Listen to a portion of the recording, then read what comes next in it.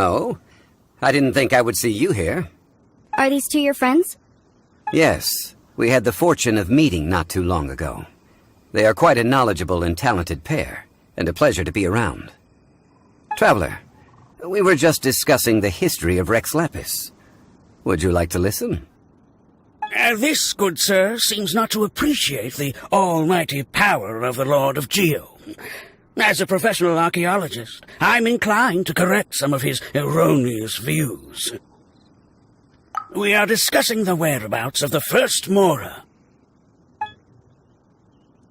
As everyone knows, the Lord of Geo taught the ancient people of Liyue the craft of smelting, creating goods that allowed them to develop trade with the early nations of that time. Today, Liyue holds the sole right to cast Mora in the entire continent of Teyvat. The world's very first Mora should have been cast by the hands of the Lord of Geo himself thousands of years ago. According to my research, as well as my own hypothesis, I believe that this coin of unique historical significance has been passed down secretly through the years as a kind of token. For example, perhaps the Qixing who control the Liyue use it in some kind of unknown ceremony they hold when they come to power. Oh, no. My research indicates that the first Mora coin is not such a simple thing. Mora is a catalyst. This we all know. Even today, Mora is used in the mystic arts for its curious properties of weapon enhancement. The world's first Mora would no doubt possess the strongest power. My next historical treatise will boldly expound on the newest findings from my intense decade-long research. That is, that the Lord of Geo used this original Mora as a catalyst to enhance a dagger and a sword. Well, buy the book when it comes out to read the full story. For now, I will only reveal this.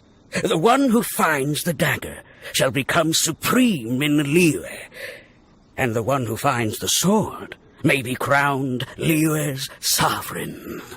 I can't say I agree.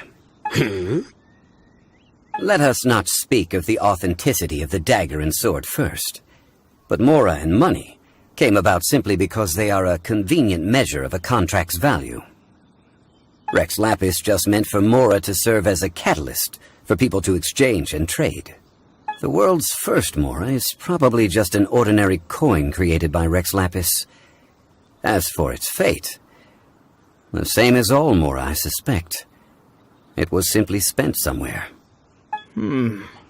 I think that Mr. Hanshua's hypothesis seems reasonable. Mr. Zhongli's argument, on the other hand, lacks any evidence. How can you so easily dismiss the Lord of Geo's profound foresight? No, I am not debating right or wrong.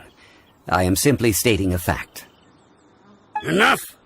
Do you think you understand the Lord of Geo more than me?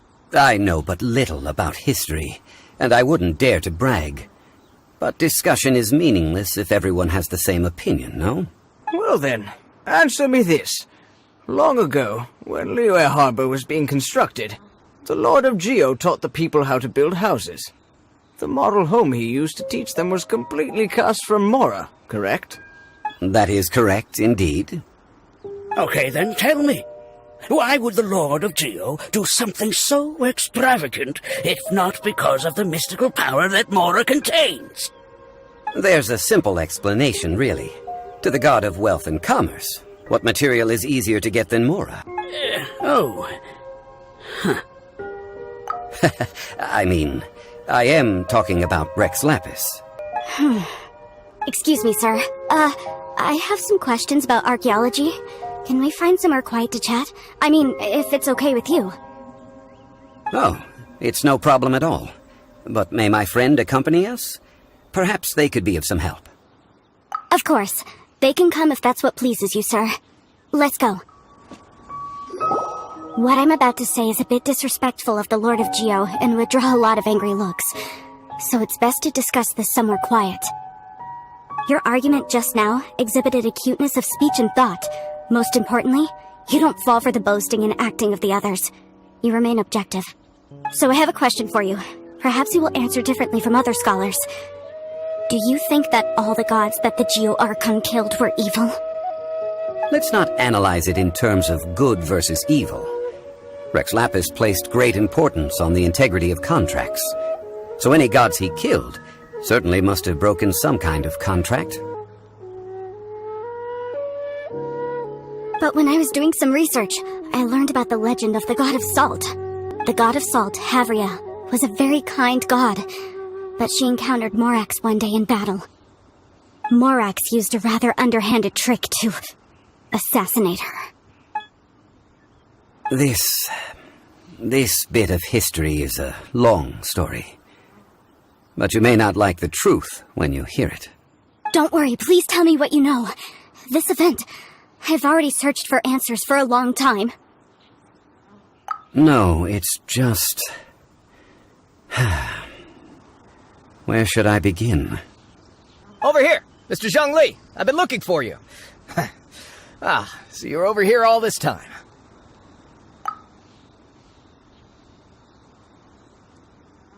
First of all, I'm not holding a weapon. There's no need to overreact now. I'm simply an archaeological researcher from Snezhnaya. I'm not here for trouble. But this time, I registered with the Liyue Ministry of Civil Affairs.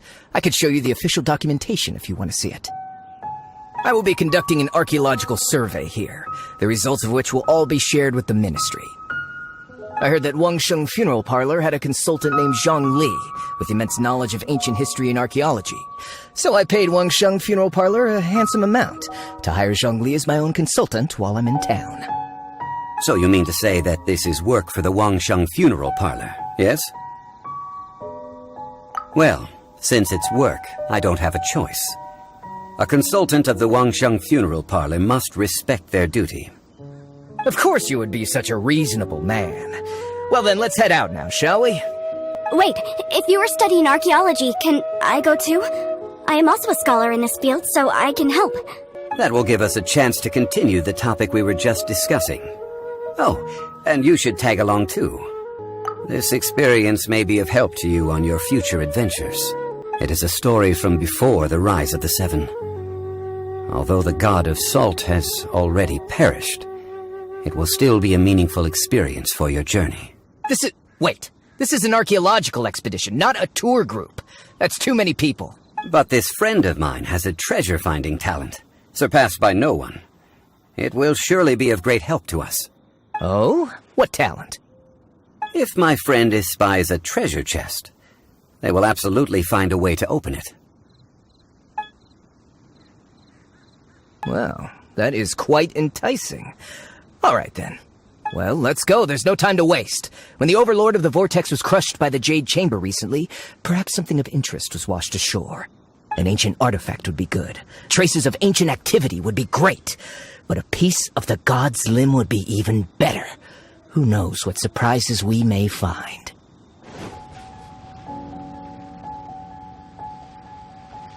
This place looks so ordinary. Can we really find anything valuable here?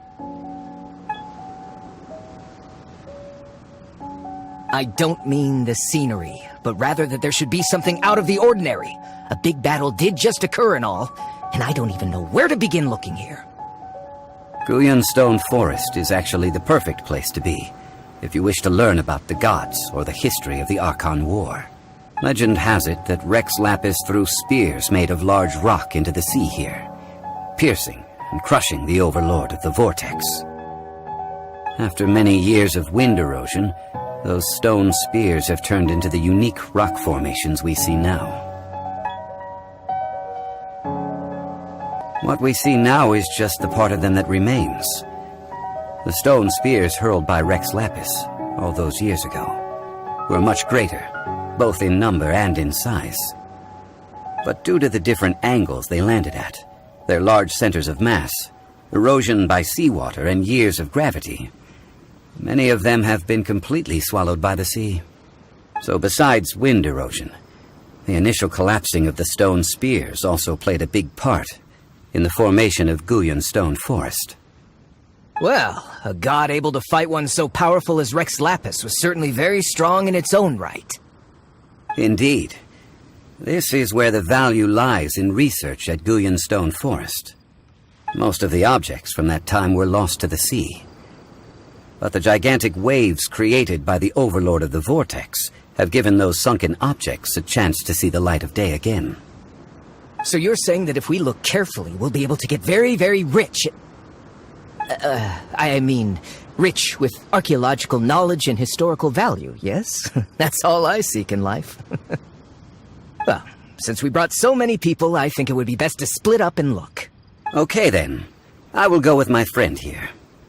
Although I have a smattering of knowledge in various disciplines, when it comes to archaeology, I can't compete with the expert here. Huh? Me? What's the matter? This is your profession. Why are you so surprised? I get it. I'll escort him then. Okay. If we find anything valuable or rare, let's meet on the shore opposite from here. You call yourself a scholar of archaeology? You can't even recognize this or that. What are you good for? We all have our areas of expertise. I already tried very hard to explain. This girl just keeps bragging about how she's an archaeologist, but she doesn't even know anything about the surrounding ruins. I even know more than her. She left me to rely solely on guessing, experience, to find anything valuable to take back. Ugh, what a waste of time. I've just been researching the god of salt, so I'm not familiar with sea relics. Is that so strange? And you kept asking about how much Mora everything is worth. Can the value of relics only be measured in Mora? Isn't measuring their value in Mora the easiest way? This also matches the traditions of Liyue, does it not? Now, calm down. No need to make a fuss. We were able to bring back some intriguing objects. Let's have a look. Oh, what a shame. These objects were indeed washed ashore by the Overlord of the Vortex, but they have nothing to do with the god besides being in the vicinity at the time. This stone slab we found, however, has a mysterious pattern and faint aura of divine power. Perhaps it will be useful for research purposes. Quick, give it to me! At least we didn't come for nothing. The power of the gods, yes! This is good. Oh, but these other objects are certainly worth a little something, right? It should be enough to cover the cost of hiring you. It's all mine.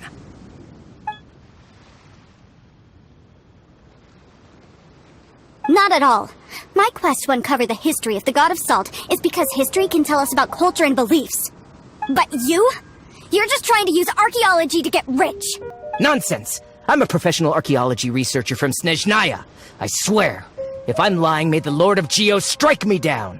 Oh, by the way, you probably don't want to sell that teacup. Oh? Why's that? That's not an ancient teacup. It's part of Ningguang's collection. It must have fallen here along with the Jade Chamber. So unless you want to mess with the Qixing... Ah, I see. What a shame. It was of such high quality, too. See? You do want to sell these objects! But, so what? Why can't I pursue wealth both intellectual and material? Don't be so simple-minded. All right, then. No need to stay here any longer. I'm rather quite intrigued by the God of Salt, too, actually. Let's go to Sal Flore next. I heard that Sal Flore was once the home of the God of Salt's people. Therefore, there's sure to be loads of valuable relics nearby. According to legend, the people of the god of salt, Havria, enjoyed prosperous lives under her protection. But this legend has been around for ages. With the countless scrap collectors and treasure hoarders in the area, there probably aren't many valuable things left here. Oh, good. That's just great. If I knew it was picked this clean before, I wouldn't have come. About that, I know there's a ruin deep in this cave here. It's related to the god of salt, which is actually how the area originally got its name of Sal Flore. However, the ruin entrance has been sealed by a mysterious power. Nobody has been able to break the seal. I found a mechanism that seemed to be related to the seal, but when I undid the mechanism, the seal wasn't affected at all. So at the moment, the seal's origin and how to break it are very important topics in my research on the god of salt. I don't know, there's no concrete evidence, but I'm pretty sure the seal is meant to hide some kind of long-forgotten truth. The god of salt was a benevolent god, adored by the people, not to mention powerful. She wouldn't have any kind of shameful secrets to hide. So, the one who wants to hide some truth is very possibly her killer, Morax.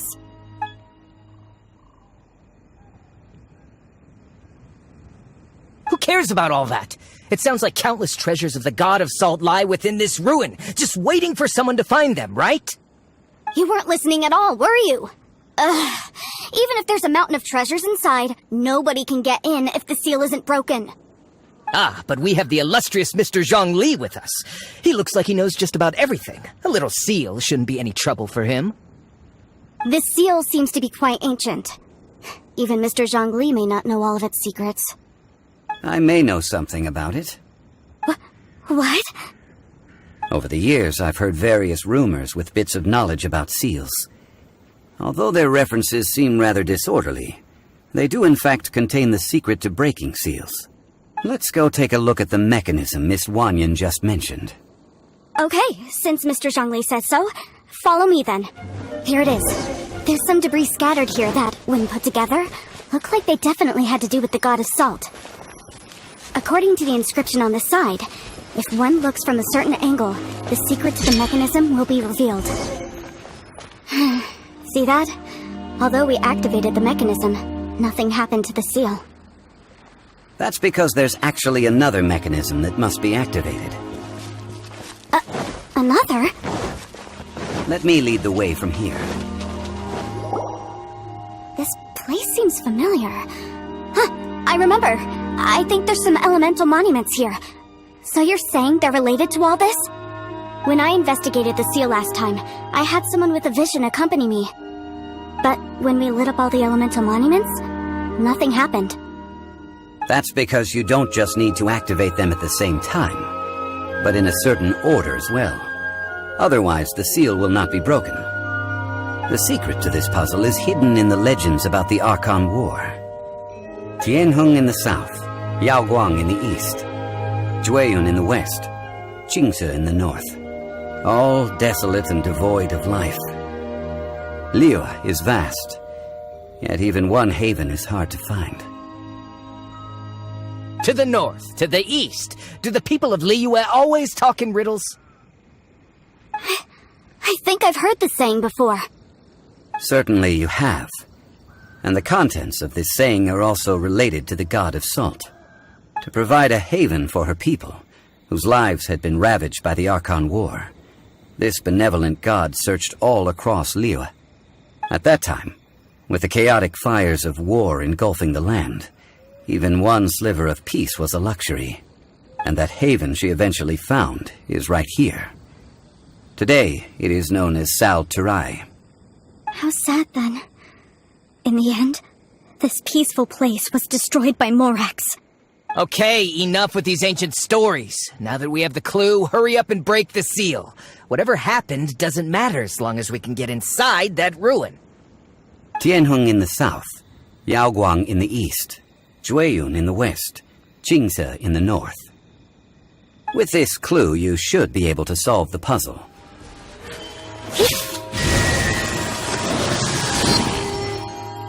Look!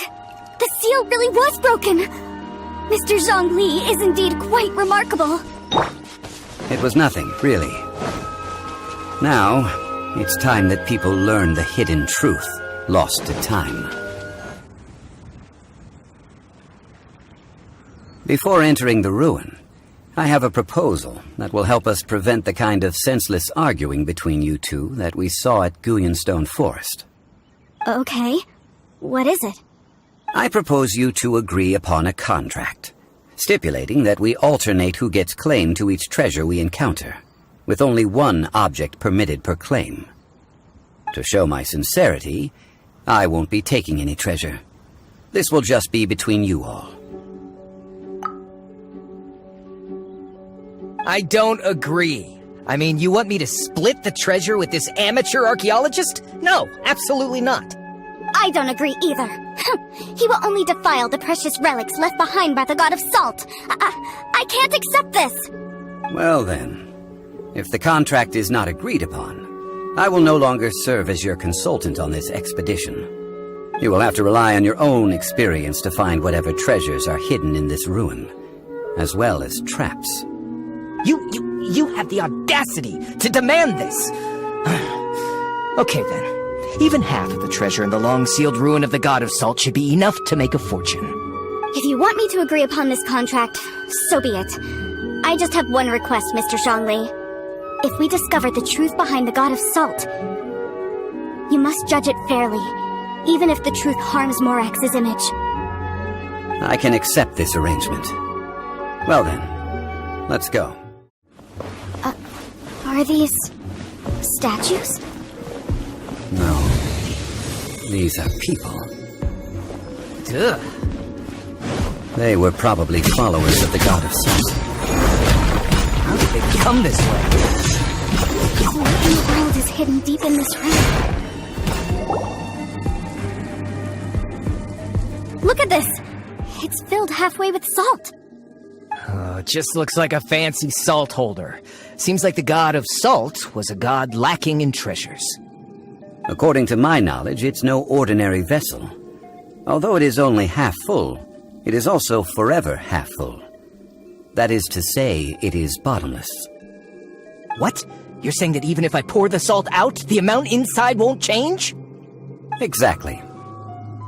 Able to produce endless salt. The God of Salt is powerful indeed. Finally, after all that effort, I've found precious treasure. I claim this as mine. I just need to pour the endless salt into 1,000 or 10,000 bags. I can sell it and make a fortune! Hey!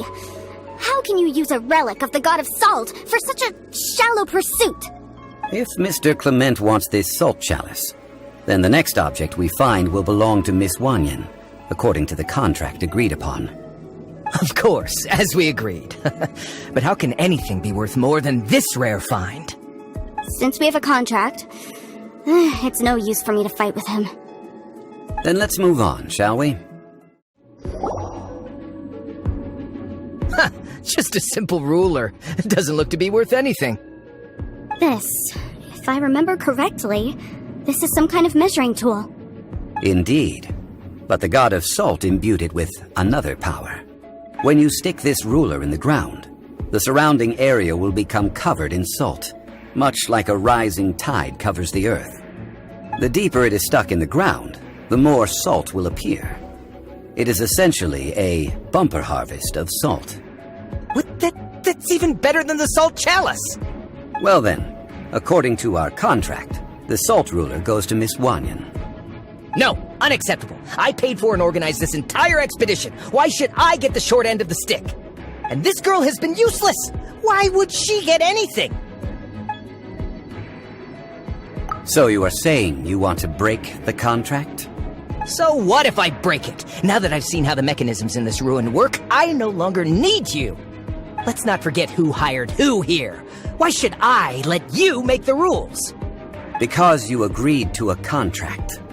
Rex Lapis once said, "Ones who break their contracts shall suffer the wrath of the rock." That is one of your Liyue gods. I am from Snezhnaya.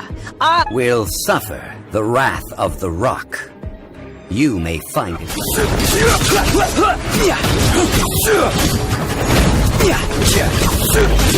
You can't run from death. I shall confiscate your treasure as well. You are not worthy to continue any further into the ruin. Leave this place. Oh, darn you! Just you wait!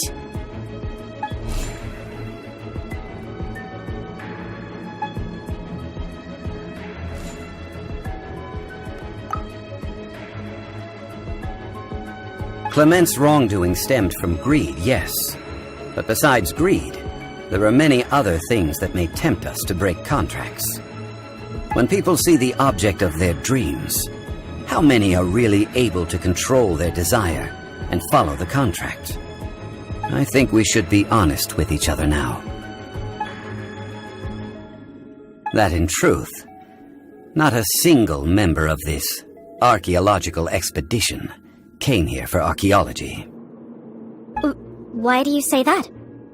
Miss, You lack even the most basic archaeological knowledge, and can recognize naught but a few simple relics. However, you are an expert when it comes to anything regarding the god of salt. You aren't interested in archaeology or relics. What you're really interested in is the god of salt. I believe those legends about the god of salt that you mentioned on the Pearl Galley are passed down between generations at Yinyuan Hall. Okay, that's enough. Sir, you're right. I'm not a scholar of archaeology. Our ancestors were those protected by the god of salt all those years ago, when the Archon War engulfed the land in chaos.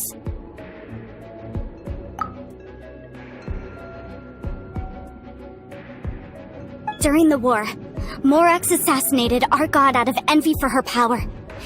He left us alone and lost in the world. We hate him! But this is Morax's Liyue after all.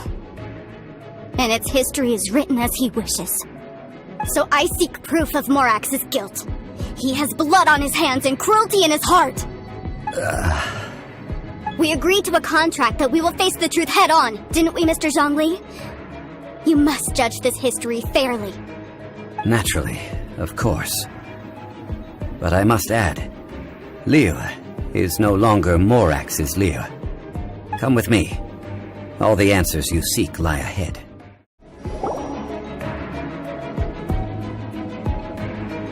This is a sword? Aha! It's a broken sword! This is proof!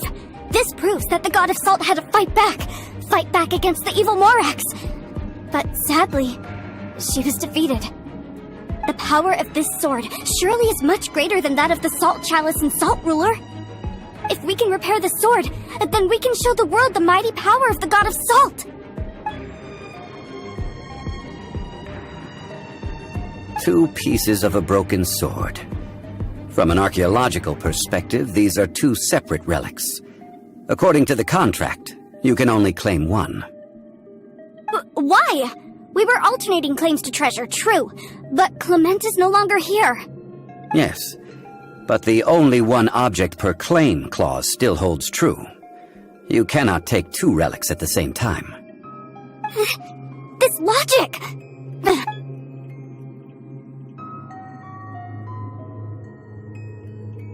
When there's a contract, nothing can be allowed to slide.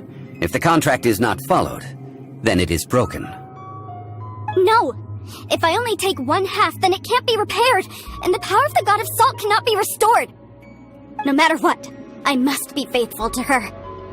Even if it breaks the contract, I don't care. So you are already decided? Then there is a price to pay for breaking the contract. That is to say, you consign yourself to suffer the wrath of the rock. That's okay. The god of salt gave up her life to protect her people.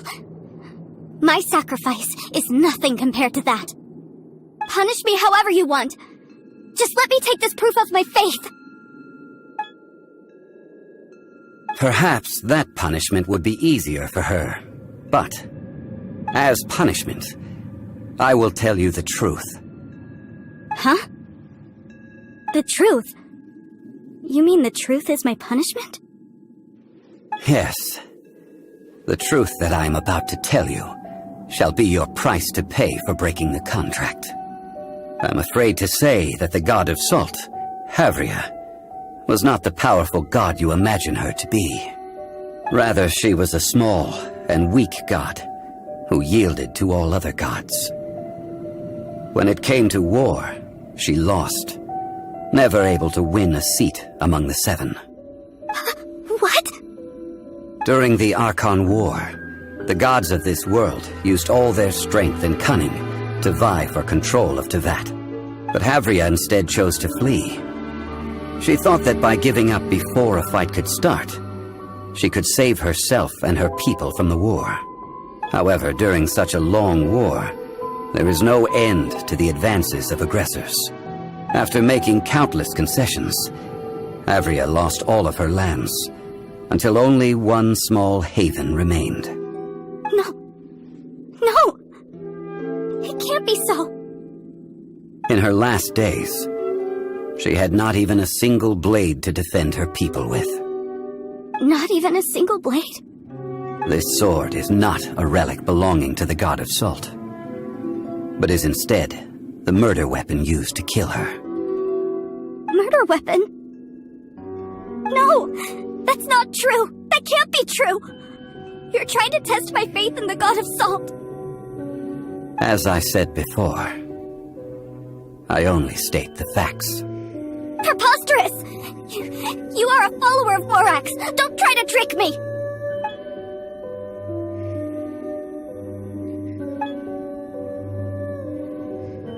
It is a punishment after all. I did not want to tell her such cruel facts, but the contract was broken. Let's follow her deeper into the ruin.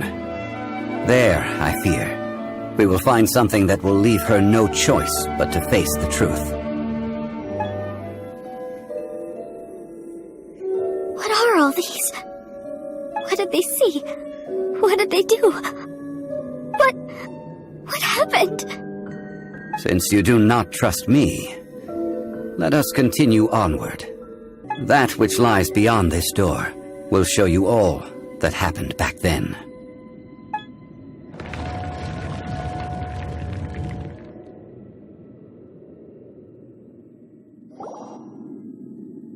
This is the scene of the crime. Havria's body dissipated, leaving nothing but these traces of salt. Her dying moments have since been frozen in time to this very day. The story continues that some among her people realized at last that this gentle, kind, but weak god could never protect anyone in wartime. The Archon War was cruel in the extreme. Instead of consigning her to the agony of defeat, they thought perhaps it would be better to give her a quick release. No matter how weak the god, the power that flows forth when they are slain is beyond the strength of mortal coils to bear. Those who could not flee were thus transformed. Those of her people who were untouched by this disaster left for Liyue, where they sought refuge with Rex Lapis. Their descendants feared Havria's remnants and lived in terror that she had laid upon them an eternal curse. So they risked their lives to come here, to break the sword, and offer up obeisances in hopes that her anger might be appeased. But they need not have done so. For how could a god who had never once resisted, even till the end, nurse hatred for her people in her heart? Even if this is so, I can't! This must be a lie. A false history, all of it! Don't you dare try to shake my faith!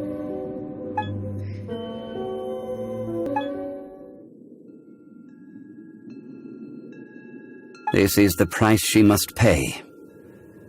Yet I would not call it a bad thing. Judging by how she appeared, I fear that she will struggle for a time. But even if she may not escape that struggle immediately, simply recognizing the truth is good enough for now. Indeed, in ages past, Havria's story served as a warning to me as well. Faith in a god who has already passed will do you no good. So it is for Havria. And so it is for Morax also. All right then. Now, would you like to accompany me in taking a trip to Guyanstone Forest?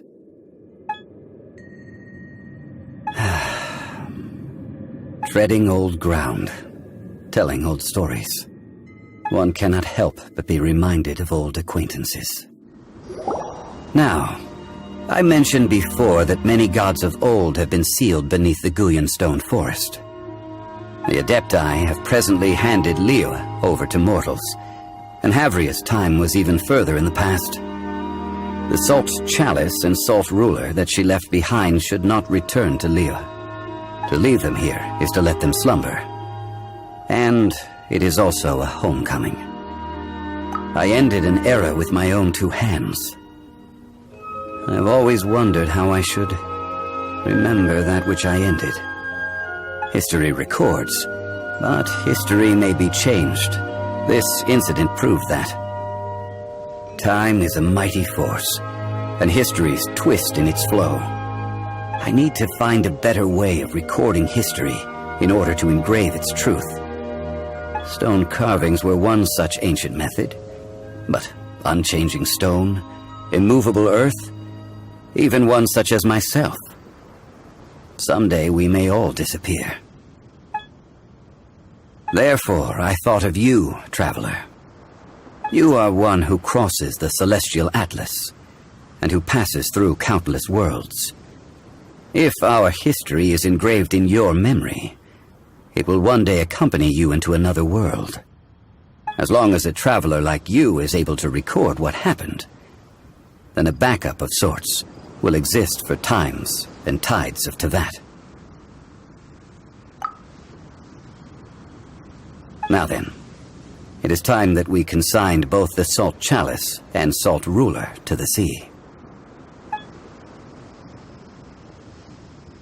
As I said before, this is the place to which the remnants of many bygone gods are consigned. This includes Osial, Overlord of the Vortex, who the Jade Chamber most recently returned to this ocean prison. Thousands of years ago, the Adepti and I fought against the turmoil that plagued every corner of this land. Guyan Stone Forest, where I sealed many gods with my spears. After so long, naught but folk tales remain. Osial, you and I were foes, but our ancient grudge is but a bygone memory now.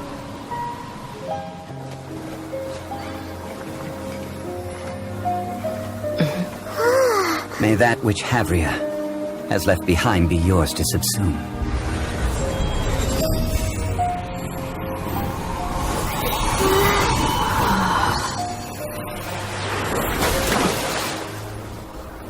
And thus another spark of divinity departs from Liyue.